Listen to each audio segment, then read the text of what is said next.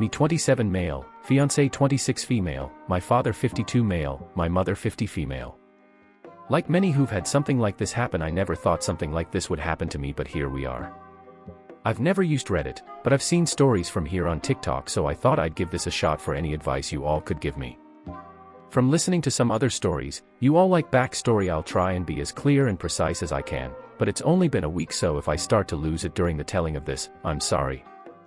Fiance and I met in her freshman year of college. We were both dorm in the same building where we eventually met. We later found out we lived 2 towns away from each other, so whenever we went home, I let her drive with me. It was only added like 20 minutes, so it was no big deal. After multiple trips and hanging out at school, we started to date. I have a close-knit family, as did she, so we told our families right away. I had met hers plenty of times when dropping her off, but it was nothing more than an introduction and exchanging pleasantries. Both of our families accepted each other with open arms and our relationship grew. I was a year ahead of her, so when I graduated, I went home where I was offered a good job with great pay. I visited her at school whenever I got the chance, and whenever she came home, we would make time for each other. After she graduated, she moved in with me as both of our jobs were in the city near where we grew up. Like me, she was offered a position at the company she works at now with great pay.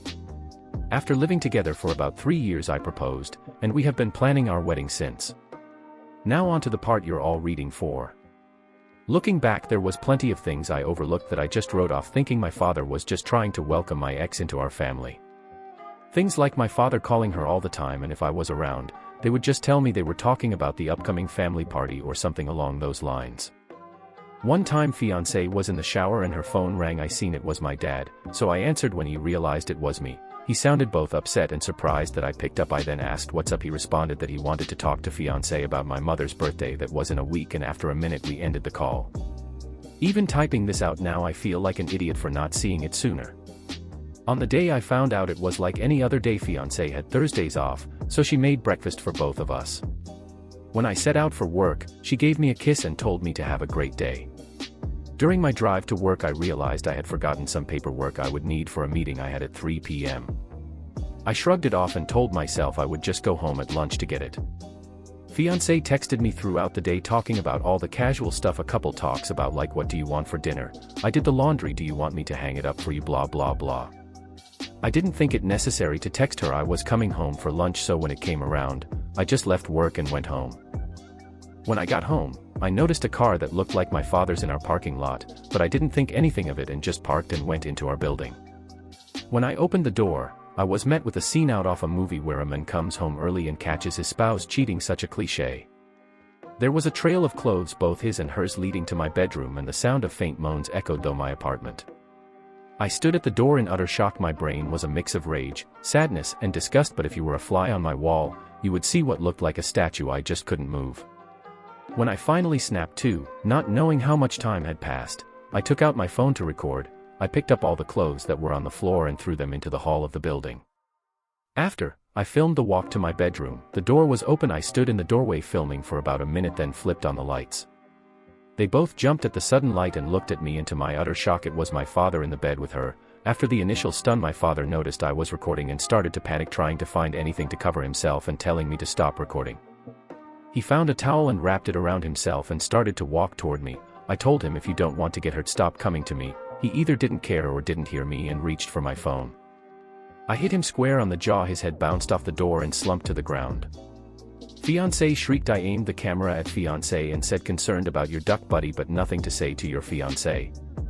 My father woke up after about a minute nap, and I told them I just needed to come pick something up for work, so I'm heading back now. If either of you pieces of shit are here when I get back, I'll send this video to everyone you know. I ended the video, looked at my dad, who was still coming to, and said, you're dead to me. You're no longer my father, but you might want to go home and talk to mom, because I'll be talking to her very soon. I sat in my car for a while until one of the bosses at work called to ask where I was. I told her I was on my way back right now. When I got to her office to hand her the paperwork, I must have looked awful because she started asking what was wrong with me. I told her it was nothing and I'd be okay. I could see her scanning me up and down, and she noticed some blood on my collar and stood up, rushed to me and said, you're bleeding. I looked down and said it was my father's. She looked confused, so I pulled out my phone and showed her the video. She watched it in its entirety. She was introduced to fiance a few times, but never my father. She sat there silent for a moment until it finally clicked that my fiancé was cheating on me, but not only was she cheating, it was with my father. She asked if there was anything she could do, suggesting I take some time off, but I told her I can't go back there right now. That I just need a minute and I'd be fine for the meeting, and I have another shirt in my office. The meeting went over fine. I put on a smile for everyone like nothing had happened. My boss came up to me after the meeting and asked how I could do that, but I just said I don't know and went to my office. I then came home, and I was alone for the first time in a very long time. Thank you for reading. I'm sorry I carried on so much, but it was therapeutic getting everything down. I just don't know what to do. I defiantly need to get the hell out of this apartment. I just can't live here anymore, and there's no possible way I'm sleeping in that bed. I know not only do I have to go get checked out for STDs, but I think I broke something in my hand. Update. Wow. Hello everyone. I didn't expect to come back to Reddit and have this much support. I didn't really plan to update at all. I just wanted to put what had happened out there and hopefully get some advice. After I wrote down all that happened, I closed my computer and kind of fell into a depression. After I posted, it hit me like a train. To the ones who think it's fake, I wish I was this creative. I'd write books instead of working a 9-to-5. I'll try to reply more on this post I just logged back on, and it was honestly too much to try and reply to every comment. Just know I read through most of them, and I truly appreciate everyone's inputs, both negative and positive. So, the day after I posted, I tried to get into contact with my mother, but none of my calls were connecting. I wanted to see if she would get lunch with me, and I'd tell her everything. After about a dozen tries, I decided to get into my car and go to my mother's house. She needed to know what happened as soon as possible, even if talking about was going to make it hurt all over again. During the drive, I thought about what I would say and how I would say it. That made me start to panic. I had to pull over twice to throw up. It's not every day you have to tell your mom that her husband is screwing your fiancé. I pulled into the driveway and sat in my car for a moment to calm down and gather my thoughts. I was in my car for a few minutes when my mother threw her front door open, so I stepped out of my car. She started cursing at me, saying how dare I come to her home after I hit my father for trying to break up a fight between fiancé and I. She called me every name in the book and called me an abuser. She told me I needed to leave since fiancé isn't ready to forgive me yet, and that if she's smart she hopefully never will. Yes, apparently my father took fiancé to my family's home and told my mom that fiancé and I argued, and when my father tried to spot it, I hit him. She continued on for a while until I finally snapped and said, "Really, Mom? Because your husband is ducking my fiancé, that's why I hit him, and if you can't take my word for it, I have a video, I'll send it to you, but because my own mother can talk to me like this, don't expect to see me again. I don't want to hear your apology when you finally figure out that you're just as shit of a mom as my piece of shit father." Her face dropped. She looked like what I must have looked like when I first walked into my apartment and caught them. I pulled out my phone and sent her the video. My mom took hers out and turned it on. She pulled up the video and watched up until the part where I turn on the light.